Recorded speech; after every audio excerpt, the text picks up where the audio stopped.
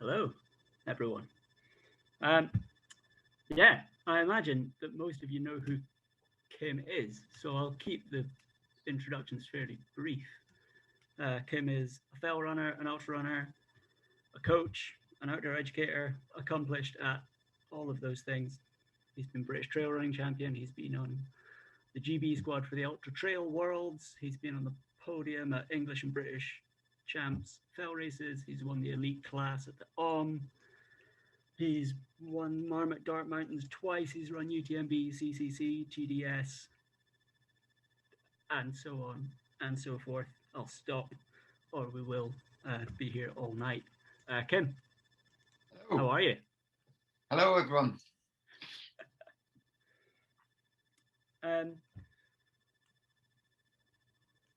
Pleasantries done. We can get into this. Kim, how did you end up being all those things?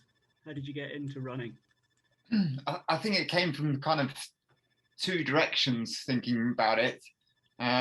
What the first direction was through being a member of Hertfordshire Scouts and having quite an active group, and they're always taken away to Scotland for summer camps or winter training, and they also had a like a mini on for Hertfordshire Scouts, which is like a 2-day camping, hiking, navigation event.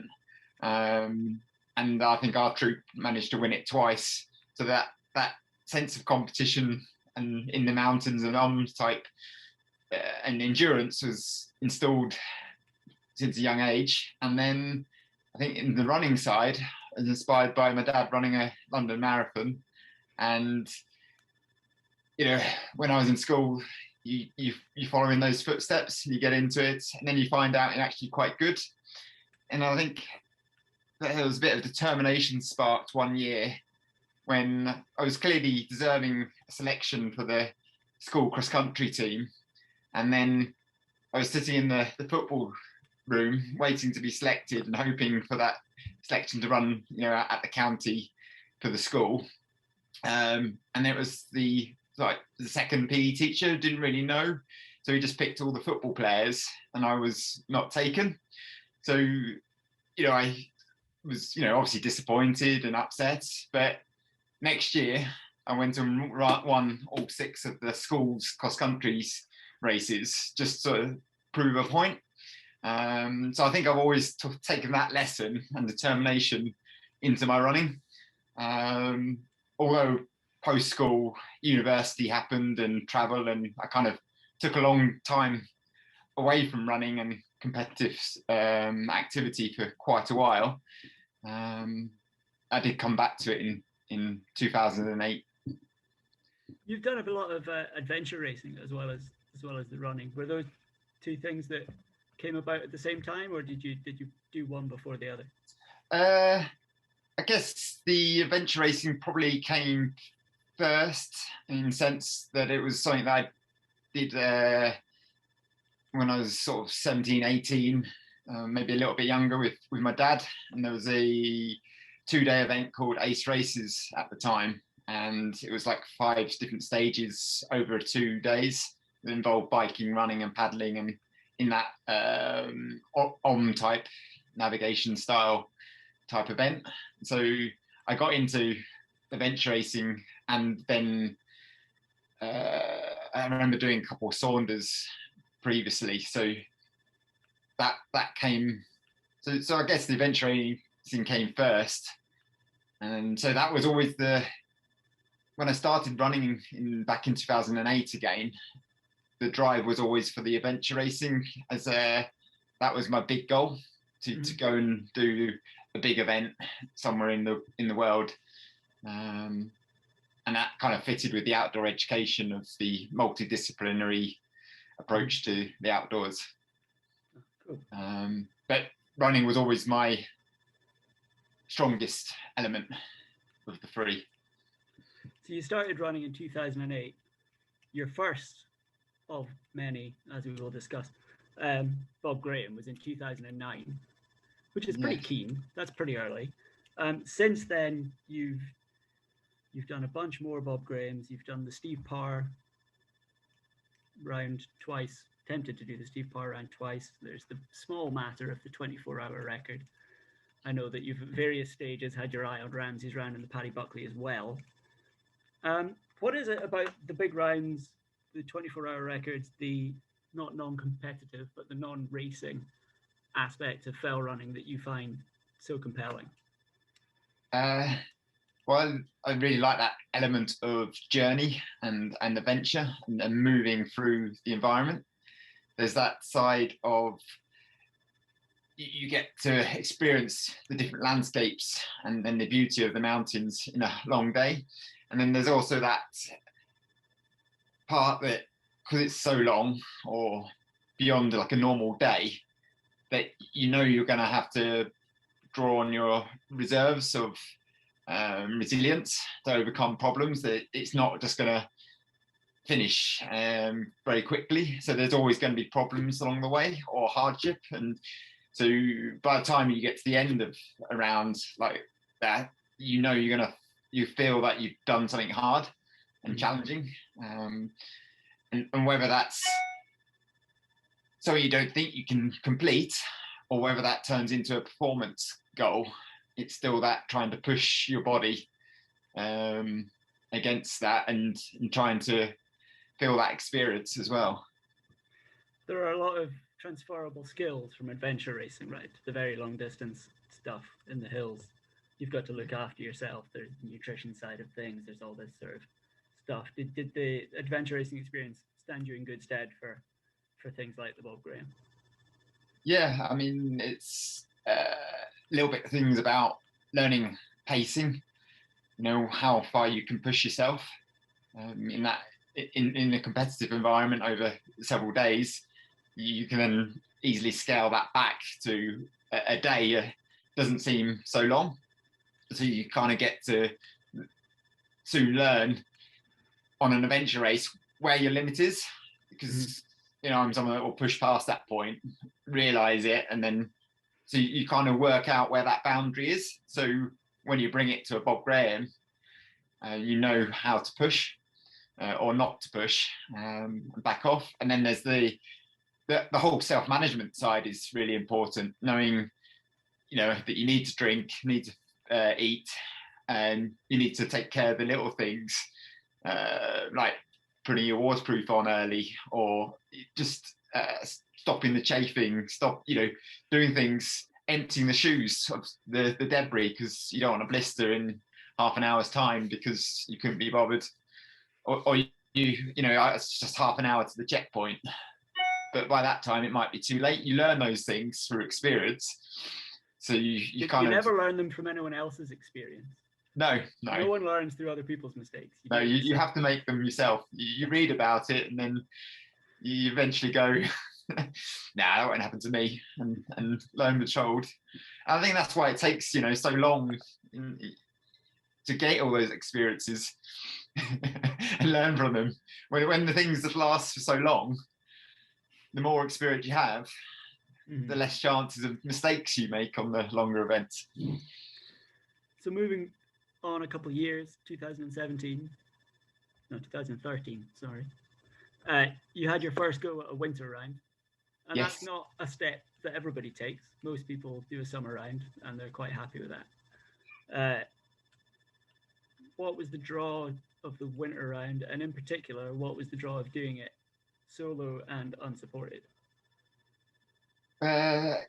There's no bigger challenge on a Bob Graham than doing it solo unsupported in winter. You know, when the conditions are at its hardest, it's the most dark, it's the most challenging. You think, okay, I love that experience. Let's see if I can overcome that. Have I got it in me to have that skill level and capability to do it on my own with no help? What sort of conditions did you have for that first attempt? It was supposed to be like a cold, clear night, with the stars shining. These are the conditions I was supposed to have. This is what I was supposed to have. And then complacently, I set off up Skiddaw, full of bravado, thinking, yeah, I've got this in the bag. I think I probably even got a bus to Keswick from, I was living in Penrith at the time. So I was doing it totally, going to get a bus there, get a bus back, and do it. And I was pretty confident of the route and knew the train. Got to the top of Skiddaw and I'm in Fitclag.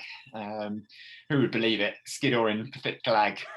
Yeah, and it was. So, and then I ended up running off too far to the north, missed the trod, veered off down, is it towards Bakestall, but ended up down in deep heather, wading, and it's just like bogfest, deep heather, and that sense of humour soon left, and the motivation, and I slogged through it, got up Great Calver, and then eventually made it towards Glencathra, a little bit sort of downbeat, and thought, oh, this is not going to be my day.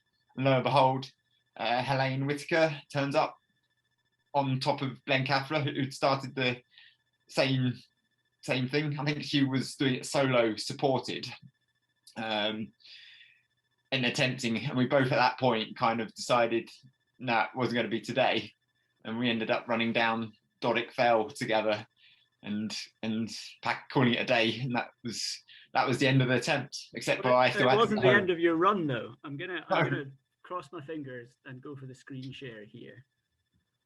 This is technologically beyond me, but we'll see.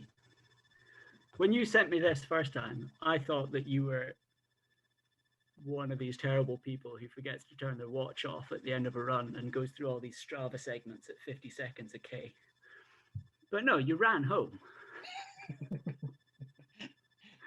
Yeah. I mean, I guess, what time did you set up? Does it tell me? I can't even remember. 8:41 20 to 9. So you weren't exactly catching a bus. No, so I wasn't going to be catching a bus home, and I didn't really want to call my wife at that stage in the night to go. Actually, I've only got to Freckeld. Can you pick me up? And I got a place in the Lakeland 100 for this year. So, well, what do you do? You turn it into a recce. Okay. I like that a lot. You make it would have been a much more convenient if you had been living in Mungraisdale at the time. Would have been. It would, yeah. Not as good a training run though, I guess. Your next round was more successful than that one, though less good as a Lakeland 100 recce, I guess. 2017, you ran 20:36, which is pretty quick in winter. You were running it supported, so what was the thought process there? Why the change?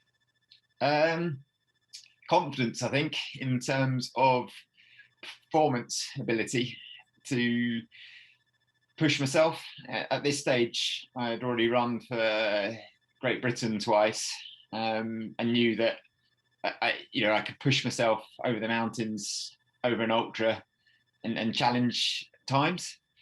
So Jim's time in winter was 18, I think. Yeah. And so I kind of had an eye on trying to break Jim's record. But it was kind of, I wasn't attempting it in the best of conditions. When Jim went for it, he went on the 1st of December, and it was, relatively, a few degrees above zero, no snow on the ground, and reasonable running. Wouldn't have passed the ice lolly test. Yeah. When I went on the 2017, it was, I had micro spikes on for about 90% of the day, only perhaps halfway up Latrick. That's when they first went on, and then they probably came off for Wasdale, and that was it. And then the rest of the time it was pretty good soft snow and potholing across leg 3. Luckily, Matt had gone like a couple hours before me. Okay, yeah. And they had laid a few footprints down, that it wasn't such fresh fresh powder, but pretty close at times. However, if you look at my splits, I still set off with the intention of trying to break Jim's record. I think I was in Frakeld by 3 hours. That's not hanging around. That's not hanging around in soft snow and trying to push. So I was working really quite hard to try and keep to that schedule. And then I remember setting off up on leg 2, and normally that's quite straightforward and good, reasonable running, because it's a lot of flat and undulating, and on a faster round you can run quite a bit of it. So that was trying to keep on to splits and push myself. That was taking its toll more on my paces. I think I had Steve Birkinshaw and Anthony Meanwell with me at that time, and they were having to work really hard to try and keep up with me.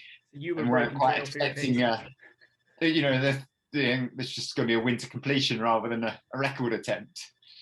And it kind of started to go wrong towards the end, as going up Fairfield, Steve tried to follow me. I kind of left him, so by the time I was Seat Sandal, Anthony Meanwell didn't follow me up Fairfield. He was with me on Seat Sandal, and I didn't have the map out. Anthony Meanwell didn't know it, and I just went off blind knowledge and complacency again. So you think I'd learnt this from my first winter attempt, and ended up going down towards Grasmere and hitting a wall and going, there's no wall on the descent to Dunmere. An actual wall. This is an actual wall. Yeah, and with a stile over it, which then triggered the think, oh bugger, I know what I've done here.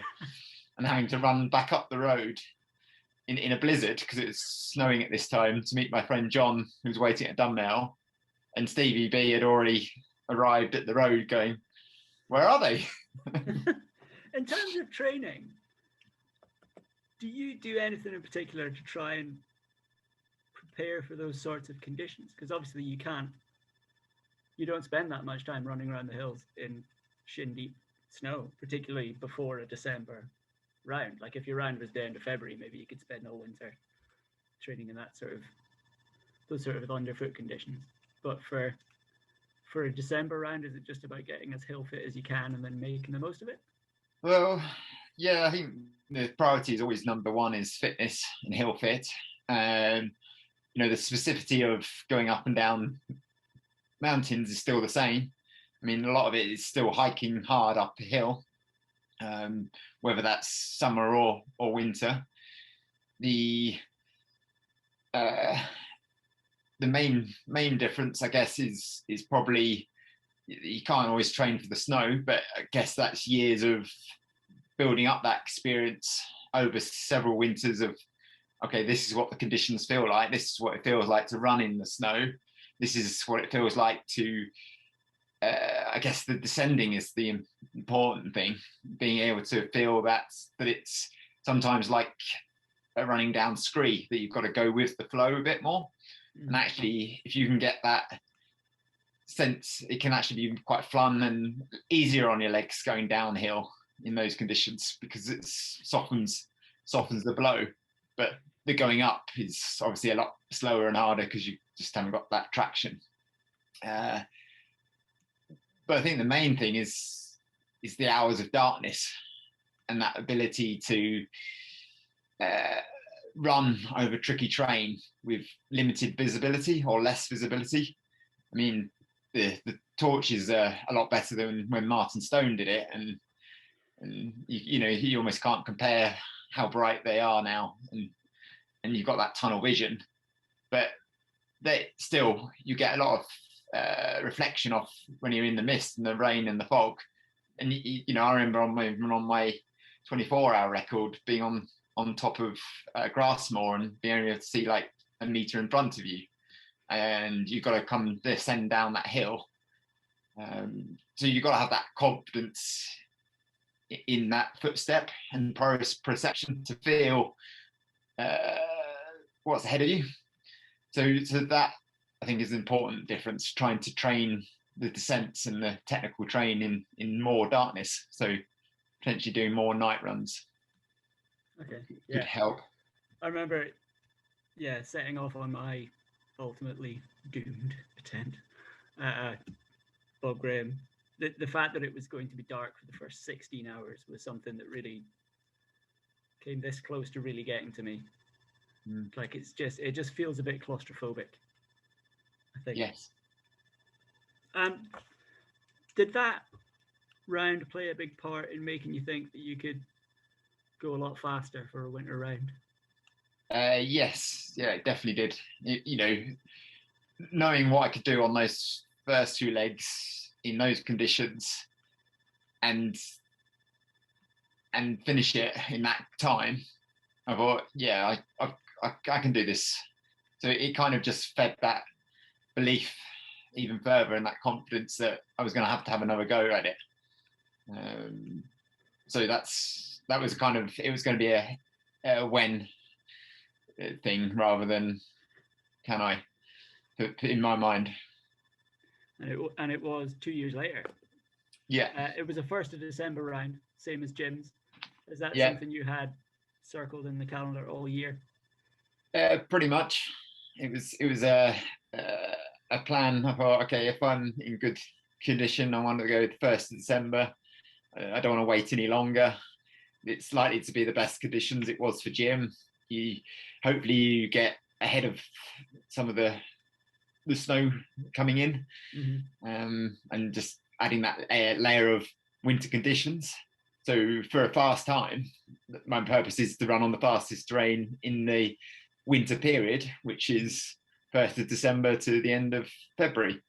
So for anyone who doesn't know, the Bob Graham winter record, it's just December, January, February. Your round has to be within those 3 months. Conditions are not a factor. It's just defined by the month, which is why you end up doing it that way, right? You had pretty quick conditions, right? Yeah. You must have done, because you ran 15:47, which that still blows me away. At the time, that was the 5th fastest Bob Graham. Full stop. Summer, winter. Not quite. I think it might have been a bit more than that, but was it? Essentially, it's top 10 for sure. Top 10. Well, quick. Anyway, what were conditions like for that run? It was really, really cold. Not quite as cold as the recent cold snap we've had, but yeah, the night when I set off, I think it was maybe -5, going up Skiddaw. Not much wind though, so that made it relatively, when you were working, feel quite warm.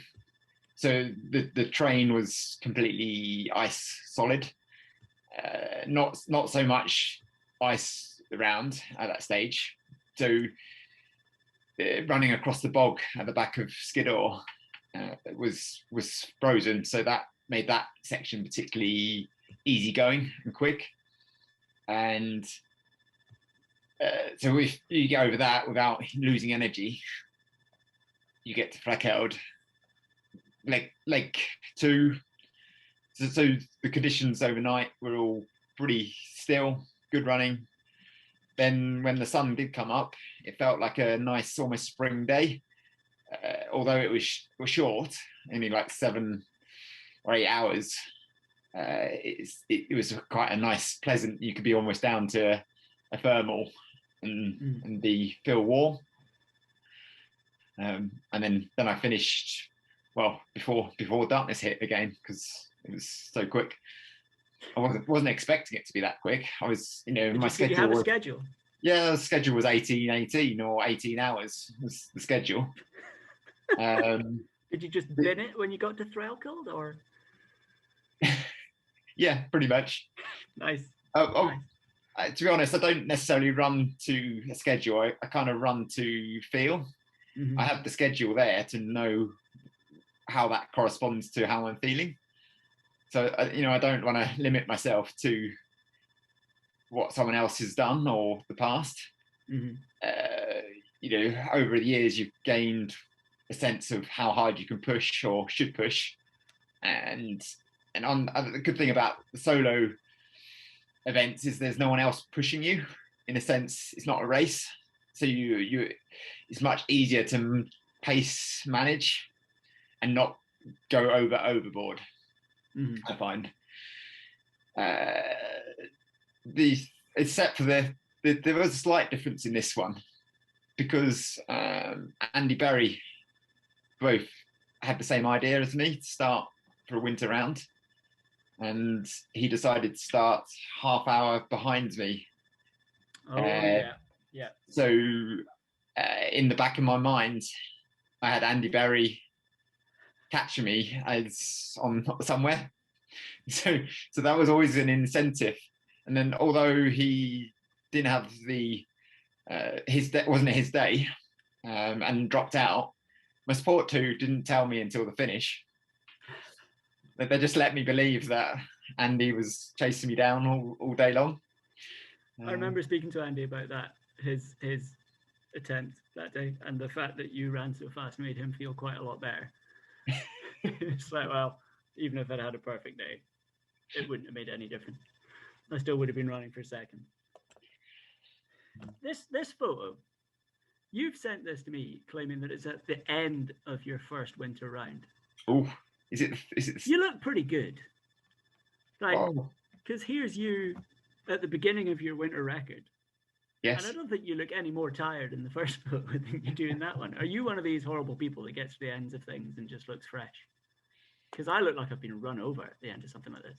I think there's a difference because I certainly wasn't looking that fresh at the end of the 24-hour record. I think at the end of the... That's photo that Steve Ashworth took of you. You're grinning all over your face. You look like you've just won the lottery. Yeah, but 2 seconds later, I was collapsed on the ground and all out of it. But at the end of the first one, I definitely had in the snow. I felt I had more in me. I guess I wasn't pushing for time anymore on that first one. Yeah. I was finishing it.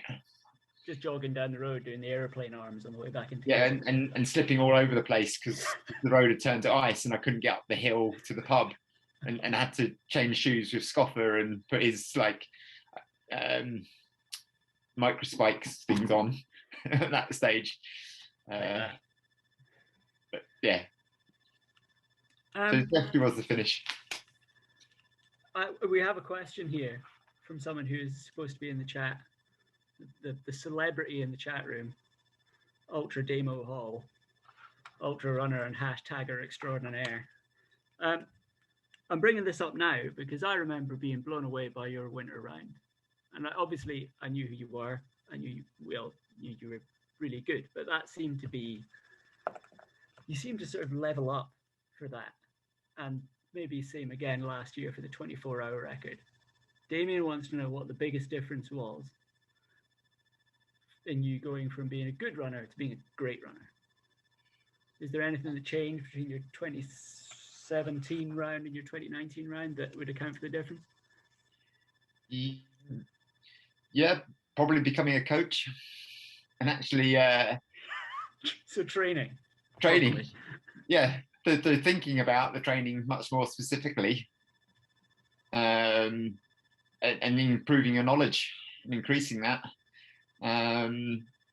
becoming much more focused on a race and racing a little bit less, or thinking about races slightly different. I definitely was, prior to that, racing lots and fell racing all over the place. The downside of living in the lakes, right? You can race 3 times a weekend and never do any of them any justice. Exactly. So I think wisdom as you get older has helped. Anyone in the chat who's taking notes, just be wise and you will prosper. I love this photo, by the way, because it looks like you're walking a dog. I don't think you are. It wasn't like a Canicross Bob Graham. Let's talk about the Steve Parr Round. Yes. It's not a new thing, but certainly until last year, there had only been, as far as I know, 2 completions. Most people probably hadn't heard of it. So do you want to just tell us what it is? So it's a round first completed in 1984 by, funny enough, Steve Parr, who I believe tragically passed away in an accident in the Himalayas. He had done a Bob Graham and wanted the next challenge up. So he kind of devised a round including the Lake's 2,500 footers and linked all those up in the Lake District. And I think he devised that it was about, I think he picked the Wainwrights and then added a couple that were on the Bob Graham as well to make it 61. And so that basically covers all the regions in the Wainwrights books that are above 2,500 feet. Okay. So that made it quite a long distance and quite a bit of extra climb than a Bob Graham. I think he measured it at something like 116 miles and 42,000 feet of ascent. It might be slightly less than that with different lines, but still a step up. And he said, that this was going to be a good 48-hour challenge. It's definitely a much more thorough tour of the lakes than the Bob Graham is, right? It goes out to Grasmere, goes south to the Coniston Fells, goes east to High Street. In terms of the quality of the route, how do you think it compares? I mean, some of it's less natural in the sense that you've got to do some bits that you wouldn't put into a natural line. For example, having to go from Glaramara to High Raise and then back to S Pike. It's not what you would normally do if you're trying to link up an ascetic route. And there's a few sort of dog legs in it that you think, okay, like going out to Heart of Fell and back, that don't make it as necessarily as like the Bob Graham. You've got the steeple and things in the Bob Graham that add to that. What is nice is that it does link up all the regions of the Lake District, that it is that full tour out of all the highest tops. And that is pleasing. And also that the route's not so defined yet. Yeah. That you can, there's no set best way around it. So that adds a little bit of adventure to it as well. And I guess it's cool for the people who've done it this year because they've got in on the ground floor, in a sense, before there is a consensus on what the best way to go is. Maybe in 10 years' time there'll be a Steve Parr trod, same as there might be for the Bob Graham. But yeah, it had a few completions this year. Kirsty Hewitson was the first woman to do it. Howard Dracup did it, I think, 19 minutes faster than Steve Parr, which over the course of 42 hours isn't a whole lot. You decided you were going to try and do it in winter. Again, solo and unsupported. It had never been done solo and unsupported, and it had never been done in winter. Although I think Paul Wilson. Paul Wilson, thank you. He'd tried, hadn't he? Yeah, he got a good way round. I think all the way to Three Shires from Keswick. You spoke earlier about the difference between having the goal to complete something and performance goals. Was this you moving back towards the goal of getting it done, just getting it finished? Yeah, I mean, it was that first for adventure. I was desiring that adventure. After the 24-hour, it was okay. I've really performed here over a day. I was missing the adventure racing, so I wanted that multi-day experience of pushing my limits and seeing what I could do. So I signed up for the Spine. However, with the current situation, it was becoming inevitable that it wasn't going to happen.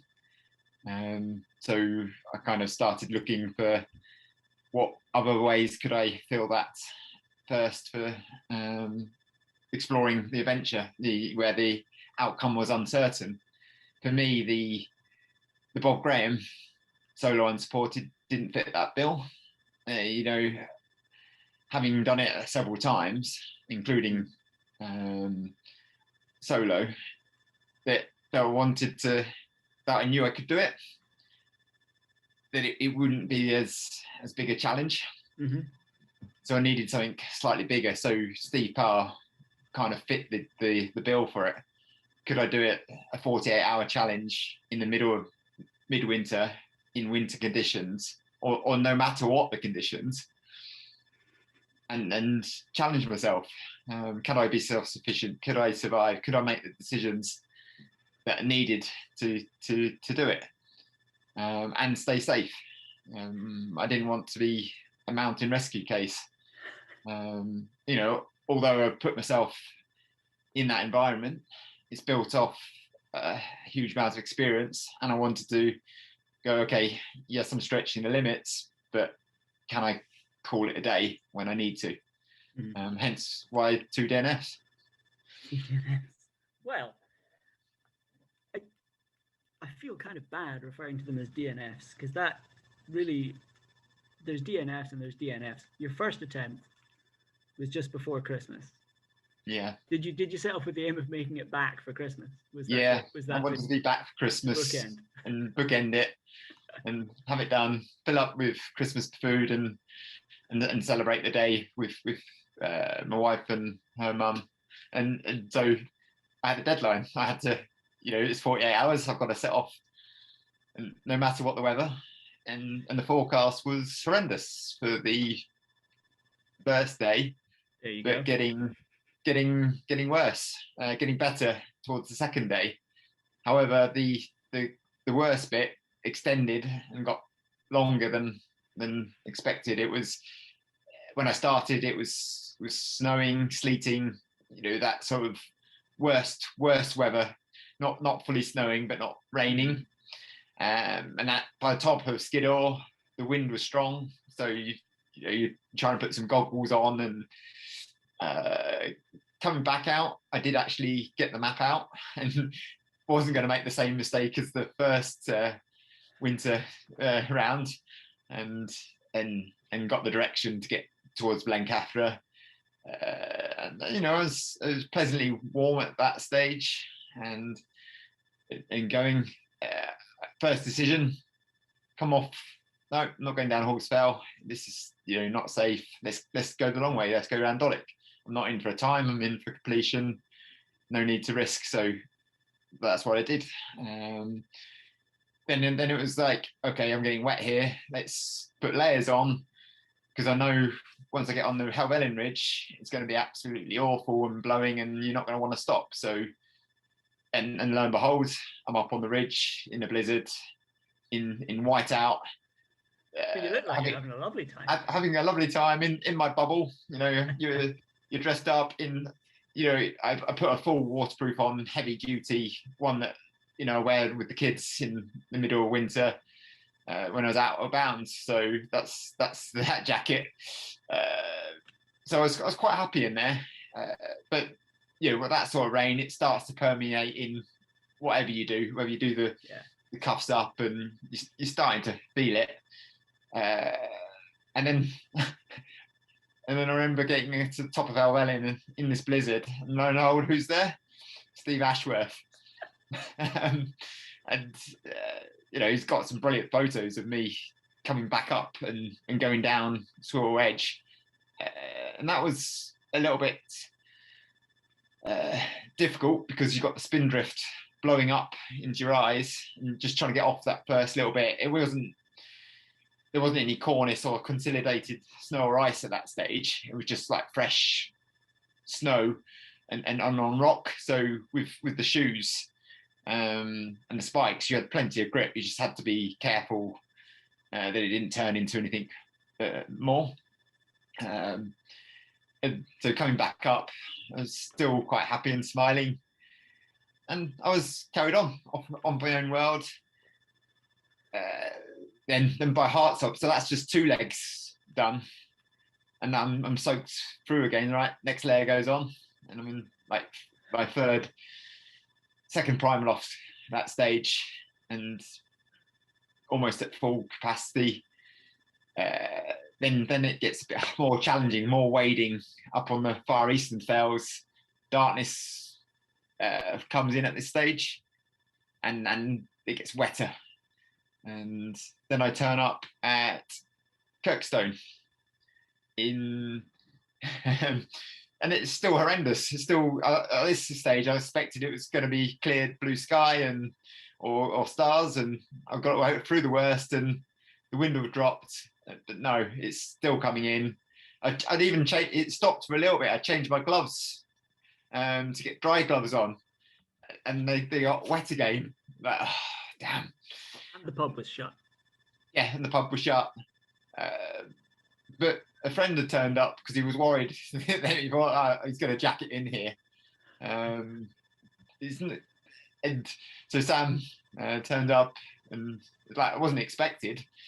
And I didn't take any support or anything off him. He was just there taking photos. And, you know, there's that element of just seeing someone added that layer of encouragement and positivity. But I was still mentally prepared to go on. So restock your food, stock the water, put the last layer on, except for one emergency layer. So I was pretty togged up again, and then went up Red Screes, and then into the wind just got really, really strong. Like by the time I was on Fairfield, I could barely stand. I was blowing sideways, and at that point, I decided I'm wet through. I've not got enough layers. It's strong winds. It had just started to clear up at that stage, and clear skies as I was coming off. But looking at what was still to come, you know, I was already beyond extended and risking, you know, pushing it the lemons too far. So it was easy. Right, that's it. It's done. I love the psychology of that. Like, I can't put that on. That's my last layer. I need that to sit in a dry bag in the rucksack in case something. And thinking about gear, actually, how do you go about choosing gear for something like this, particularly, you know, a winter outing? Are you thinking about bulk and weight at all, or is it all just the practicalities of what you need to move about the hill safely? Yeah, I mean it's a compromise, isn't it? Because you've got to carry everything for 48 hours on your back, so you've got to value what you want and what you need and what you think that you could need if and how bad the conditions can be. What's going to keep you keep you warm, sorry, or allow you to survive if you do have an accident in the top of the mountain. You know, what is that limitations? And so for me, I put probably 3 primer lofts, was wearing 2 base layers, might have had another one, a heavy duty waterproof, just for the wind protection and the greater water side. You then thinking about survival bag. I took a bivvy shelter to get out of the wind. I had my studded shoes and micro spikes. I put the second time I did take my ice axe, and so just things that you think, okay, yes, I need these. If you know, I've got to be self-sufficient here, but then I'm not going to put in extra luxuries. So it's that your complete works of Shakespeare. Yeah. The thing is, it was more the food that's the weighty thing. With modern equipment, a lot of it's fairly light, and primer lofts don't actually weigh too much compared to, especially when they're on you and keeping you warm, and you value them. When you've got almost 12,000 calories of food at the start, that's, you know, you're looking, I think it was maybe 8, possibly 9 kilograms of weight on your back, heading up the first hill, up Skiddaw or up Blencathra, whichever one. That's a heavy weight. We had your gear photo a second ago. It had one gel in it. Mm. Do you use different things in winter than you might in summer? Like in my experience, gels aren't very nice when they're semi-frozen. That just makes you feel colder. And like putting drinks powder in bottles and stuff when you're wearing mitts is a bit of a fact. Do you take different things? Do you strategize differently? Yeah, definitely. I look at the weather, the heat and cold affects how my stomach works. So, in 35 degrees heat, then liquid fuel might be the only thing that I can stomach when you're running really hard and at intensity. Whereas in winter, in the cold, maybe not have those much problems. And that this challenge particularly, because I wasn't so obsessed about pushing the pace and more about completion, I changed more to a solid food and away from the gels. It was still created a proportion of my energy intake, because I still find that the amount of fuel jellies and work for me is, it might have only been a third of my calorie intake. Instead of on the 24, that was probably 2/3 was the sugary type content. Whereas this time I had perhaps a third of the sugar, quick sugar. Then I had a third of wraps and pizza to give that sort of slow release carb. Nice. I think the first one I went for Damo's. I know he's watching, so avocado and hummus. I thought I'd give that a try. Painted avocado and hummus sandwiches. Yeah, so in that worked, but unfortunately I couldn't get that. Something was out for this between the first and the second one, so I went for a cheese spread instead. Someone in the chat wants to know how you're navigating on these things. Is it map and compass? Have you got a GPS? So on these, then I use a GPX a fair bit, just because of speed. A lot of it is actually route knowledge and memory from knowing the lakes fairly well, even in the dark. In midwinter, there's elements in the route that I don't know that I did use a map as well to pull out. But so a combination of different things. I did use a OS maps on my phone on the top of Fairfield in a blizzard when it was extreme and I didn't want to be there particularly long. So trying to make sure I hit the top quickly and get off, that added that element for me in terms of safety. So some astute people watching this are probably looking at that photo and thinking that that's a part of the lakes that they haven't been to before. This is the day before your second attempt on Steve Parr Round, right? Yeah, I think so it was the day people before. Would be on the sofa eating pasta and faffing with their kit, but you're at hike up neck. At this point, was the spine still on at this point? Was this you recceing or? No, this was going. A young guy, Harry Eubank, I coach. We've been going out for regular runs out in the fells. He's 14 now. We've been taking him out since he's 12. So I promised him a Christmas trip out. So he lives near Dufton. So we thought, right, let's do the hike up Nick fell race route. And I promised him it. How many years till Harry breaks your winter bog graham record? A few, but it won't be long, I'm sure. or Killian's, hopefully. So your second attempt at the Steve Parr, your sort of impending deadline this time was lockdown round whatever we're in now. The first one was a meaty enough outing, right? You were 80k to Dunmail. Yeah. The second one was 141k. You were out for 36 hours as far as Brothers Water.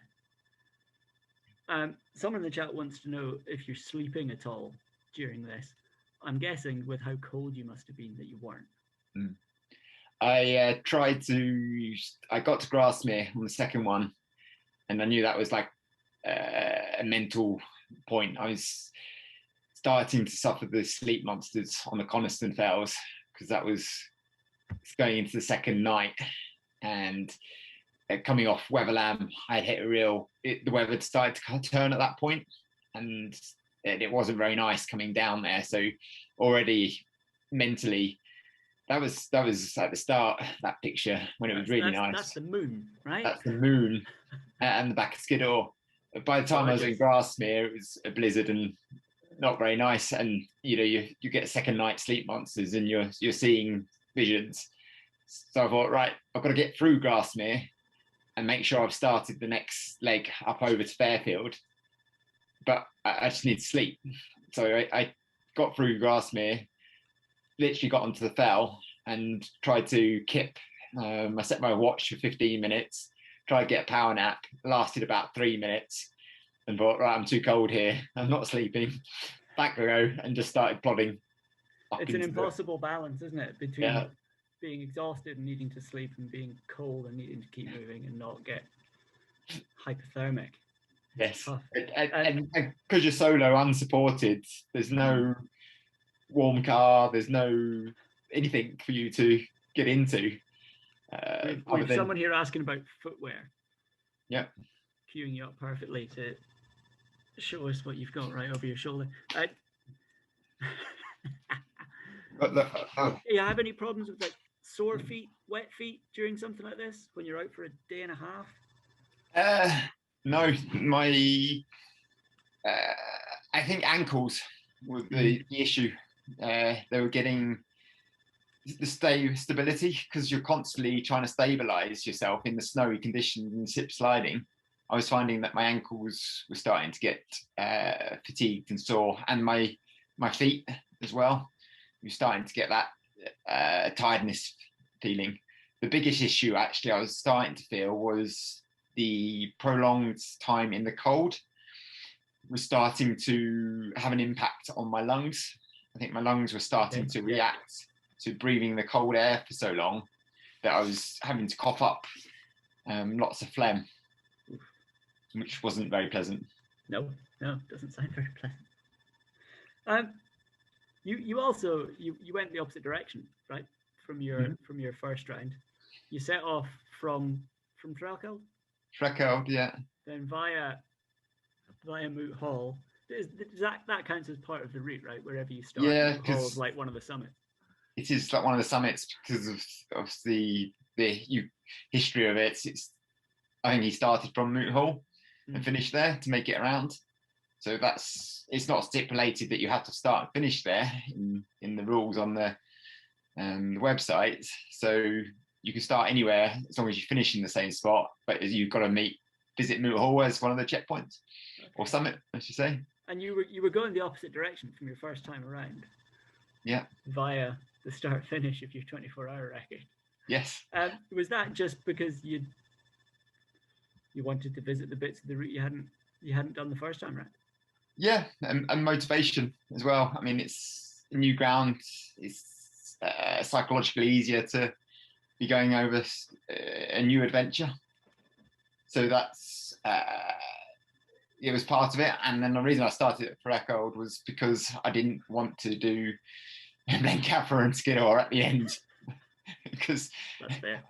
I know how hard and bigger climbs they feel towards the end of a round. So many a Bob Graham has fizzled out in a Trelkeld lay-by looking up. But yeah, there's a reason why you go clockwise and not anti-clockwise. It's those two at the end, and then trying to run down off Skiddaw with tired quads, it hurts. So yeah, that was the reasoning, and so that, and then by the way you're tired, I've done the bit that I know already and really well. Okay, yeah.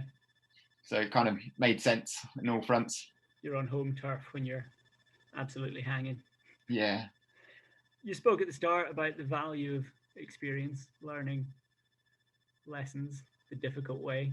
What do you think you've learned from doing these 2 attempts that you might apply to future attempts, if there are going to be any? Ooh, good question. Obviously, the obvious one is pick a better weather window. I mean, did you do any picking, or did you just? Well, the first one was picked by Christmas, and desire to get it done, and have that adventure and the bravado of it, and then a knowledge that it likely might not be successful, but I was willing for that adventure. Then the second one, as the weather had turned so nice, but I was kind of limited by the fatigue from the first one, and getting a new tracker ordered ready for the second one meant I was almost a day too late starting. If I'd started a day earlier, you would have been finishing when it looked like this. Yeah, I'd be finishing when it looked like this, and wouldn't have had the bad weather on top of Fairfield and the Heartcrag and Red Screes that kind of ended the second attempt when I was so close. So the key learning for me was that maybe a little bit more thinking around water. Water's definitely a challenge in winter. You've got that conundrum of weight carrying because you've already got a lot of weight from food. You don't drink as much because it is colder and you don't sweat as much. But there again, you're working with a heavy pack up hills and water's frozen. It's not as easily accessible until you end up with quite long spells dehydrated. Do you do the eating snow thing? Shane Oley mentioned that in his Bob Graham report. I think shoveling snow in his knife. I think I tried it a little bit, but it wasn't really a goer. Not fun. I had enough to sort of get me through, and I had learned from the first attempt that I did need to take care of water when it was available. And then the problem is you try and drink as much as you can at the stream, but you can't drink much because it's very cold and you get ice head. And then you fill the bottle up and then you carry on. And so you're always in that circle of, so a little bit more planning around that side of when to take extra bottle or not could help. Very good. And what's next? I won't say what have you got planned for this year. What would you like to do this year? All being well. Well, as you alluded at the start, I still have aspirations of a Ramsey round and a Paddy Buckley round. Damien wants to know how fast you think you can do the Paddy. Well, Matt Roberts is like a very good benchmark, which means I need to be in top performance and shape for that. So I'm not sure that I think it'd be close. I think it'd be a good challenge. I'd love to see you have a go. Are you interested in the tour? You've done UTMB. You've ticked that box. Surely someone with the desire to go and slog around the fells for 36 hours in the winter could go and do 200 miles around the Ulster Valley. Yeah, no, I do have aspirations for the tour. I would love to do that. Barclay does keep ringing onto my head as something that I would fit my bill. I haven't managed yet to put an entry in. I should and see if I can start that process. UTMB, if it does happen, I am in, and it's one of those that just keeps drawing me back because it's a hard nut to crack, and I know I haven't cracked it yet to the best of my ability. So I'll just fancy another go. Fantastic. Well, I think that just about brings us to the end. We can bring Matt back in, see if he's picked up on any questions from the chat that we have missed. Oh, we've got the results of our poll. I'll share those with you. The runaway winner would like to do one day. Definitely. It's a beautiful challenge. 1% completed summer and winter. Who do we think that is? Is that just you, Kit? It could be. There are three people have ticked that. So 3 people. Wow. Fair enough. Good on them. Tried and failed. 4%. Yes. Are there any late questions? Oh, someone said, do it. Barkley would be amazing. Someone said, I saw walking poles in your kit. How much difference do these make? And should all fell ultras use them? I think it comes down to personal choice. You know, some people really get on with them, and if you train with them and use them well and efficiently, then they can be a good aid in ultras. Once it gets over a certain distance. However, a lot of ultra runners in the mountains that complete at UTMB don't use them and do very well. So, yes, if you use them well, then they're great. No, they work for me. You see pictures of me using on the 24-hour record and on this, but they're not for everyone. So there's a late flurry of a few questions coming through. I don't know if you want to stick around 5 more minutes and answer a few more, or do you want to kind of answer them over email to people? Should we do a few more questions? A few more questions, fine. Ali, do you want me to feed them to you, and do you want to carry on, or shall I pick them out there? They're in the chat, so. I'm just trying to find the chat and the. You're screen sharing, aren't you? Technicalities. Well. Check the WhatsApp. Anna's been putting them in there. So that's fantastic. Yeah. Anyway, 84% of you have done the poll, which is fantastic. If 84% of you could make a donation, that would be even better. We'll just squeeze that one in there. And whilst Alice is looking at these last few questions, I'll give a little plug as well. Next week, so a week tonight, yeah. We've got Shane Oley, who has been mentioned a couple of times. I'm not sure if Shane is in the room tonight. I haven't looked through all the the participants. But did you get that one about food? I didn't quite catch it. There was one just went by. Do you have to carry? Someone wants to know if you stashed any food, but you just started with the whole. No, so the part of Turtus thing, your house on your back. Yeah, part of doing it solo and unsupported is carrying everything from start to finish. So that includes all food and everything. If you did it solo, self-supported, you could then stash food and make your bag a lot lighter. But obviously then the challenge level goes down a little bit. Richard Hyde in the chat here is saying he's failed on the Bob Graham twice, but it was the best experience he's ever had. How do you rank your failed Steve Parr rounds compared to things which have been ostensibly more successful? Yeah, I mean, it's sometimes the failures that make you and drive you to improve. In some ways, I don't see it as a failure. I see it as a success, especially the recent news of the guy that fell off, the mountain rescue guy who was going up to rescue a guy off Red Screes just a few days ago.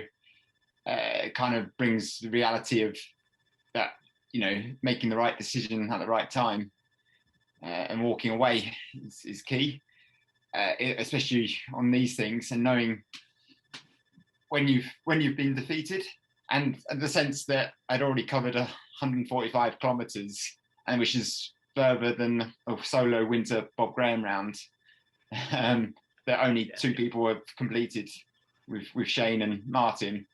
Kind of goes, okay, I've been self-sufficient for a really long time. Yeah. There's lots of success here, and the experience was incredible. You saw some of those pictures of sunrise, the moonrise, being in a blizzard, feeling that, coping with ice and snow, working through the Collison fells with, seeing things as rocks come out as people.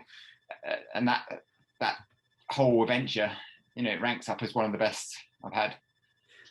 We've got a question from Peter McDonald, which I'm going to put a slightly different spin on.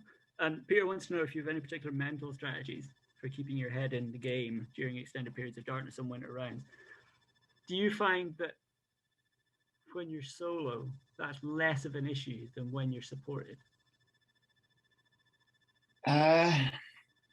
What I mean is, when I've done, like when I tried and failed to do the Bob Graham, I was concentrating the whole time. I was definitely never bored, and I was never just sort of bumbling along. You know, I was always had my head in the map, or I was eating, or I was taking care of something. Yeah. Whereas, I mean, I've never done a supported round, so I don't know. I think there could potentially be more scope for kind of zoning out and just getting a bit lost. Yeah, so there is definitely a difference in terms of, hence going for the records, in terms of there's pressure on you and you're performing, so you're pushing the limits so that you end up closer to breaking points. So you've got to have that mental strategy to try and overcome those low points and rally really hard. But you've also got the support network around you that adds that extra boost of moral support. So you know, you may lose some in some places. There is that element on the solo ones. I agree with you that you're always trying to either eat, drink, how am I feeling, what am I doing, do I need to slow down? The perspective changes from so much from performance, but completion. So you've got to do everything in your power to stay healthy and well. And especially, you know, in the midwinter in snowy conditions, something goes wrong, it can go wrong very quickly. So you've got to be on top of everything. What I tend to do is a little bit of visualizing beforehand. So I try and visualize what it's going to feel like, what it's going to look like. I run through the routes in my head and what to expect, when there might be particular low points, how I might handle that in advance. And that really helps me. Like, I think 8 hours into the second one, I was getting a really bad GI issue. And but I knew that if I ride it through, you know, still get perhaps change the food type, eventually it would disappear. And it did. And so you just got to build the picture up of what could possibly go wrong. And then that kind of helps you through some of those points. You've kind of preempted Wayne Smith's question. Wayne's planning a 109-mile route later this year. Good luck, Wayne. I would love to do it self-supported. What's your top tip? So I guess in terms of the preparation, training, anything like that, what do you do differently for an unsupported or self-supported run than you would do if you had a full crew? Get used to the equipment that you've got to carry. So there's obviously a lot more weight involved. So I think everyone can put a pack on and climb a hill. It just takes a little bit longer because you're dictated by your effort level. I think it's more the downhill ability and the impact it has on your braking and the stresses. That side that I found were the biggest challenge. So just getting used to that element with a heavier weight can be really important solo. Being confident at self-management is the other thing. Are you happy in the conditions and the time of year that you're planning? So, it might be just going out for a 2-day camping trip and going down the level, not trying to race it, and working out what kit do I need? How do I look after myself and preempt things so that you're the one that's solving the problems rather than waiting for your support crew to hand you the jacket or the food or and babysit you because you've got to do it when you're still conscious and can think. So practice that. Use putting your clothes on after you're conscious. When you're unconscious. It's not going to help, is it? But John Cassidy wants to know why you're wearing all those clothes and a hat inside. Because I like to keep warm. There you go, John. That's a good answer. You can apply that to your round as well, right? Keep warm. Keep warm. There's a guy who wrote a book called Everything I Know About Sailing. I'm not sure if this is a real book or if it's like an apocryphal book, but anyway. And it was however many 100 pages long. And it was just stay afloat, stay afloat, stay afloat, stay afloat, stay afloat. I feel like you could adapt that well to long runs in the fells somehow. So I go down the dory line of just keep swimming, just keep swimming, and that works just as well. I like that one a lot. Okay, final one, Juliet. What's your favourite fell? Blencathra.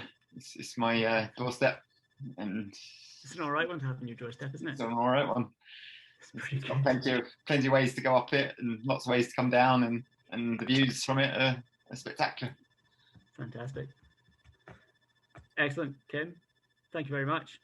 Thank you very much, Ali. It's been a pleasure. Matt? Yeah, I will. I'll say thank you very much to the both of you. Really enjoyed that. Apologies to those people who weren't in the first 100 and thought they weren't going to get into the talk. Whatever. Zoom will be getting a very stroppy email from me tomorrow because we were all sorted. Anyway, enough of that. Really enjoyed the talk. Thank you very much. We will post it to the Shaft YouTube channel tomorrow. So if you missed the start, or if I noticed there are a few people having technical issues coming in, coming out, then we'll post it unless you can see it. Good luck with your future runs, Kim, and I'm sure you'll keep us posted, and we'll see what you're up to. Thank you. Lastly, just quick plug, because it's kind of a very similar talk in some respects, but next with a different take on it. But next Monday night, Shane Oley's going to be talking about making I think it's the second unsupported winter solo round of the Bob Graham after Martin Stone. Shane's just written a really interesting blog about it, which is it's about half an hour's worth of reading. So if you haven't read it, look it up. It's really, really interesting. It covers a lot of ground that was in the talk here tonight, but just it's interesting to hear different people's perspectives on things. So I'm looking forward to that. If you do want to think, all right, I'm just going to make a little change in here, and I'm going to allow people to unmute yourselves. Please don't all do it at once, because otherwise it's just a cacophony of noise. But you are now able, if you want, just kind of put your microphones on and just say good night. Thank you. It's kind of a nice way to finish the evenings off, we've found. So thanks guys, and see you next week. Kumbaya, if you'd like. Kumbaya. Thanks everybody, it was great fun. Thank you. Yeah, really Thanks good. Thank you. Yeah, great. Thanks very much. Thanks. Ciao, ciao. Thank you. Thank you. Thank you. Thank you. Thank you Very guys. much. Great evening. Thank Thank you. you. Cheers. Thank you. Cheers. Thanks. Thank you. Bye. Thanks, Kim. Thanks, Alex. Thanks everyone. Thank you. Good night. Thank you. Thanks, everyone. It was brilliant.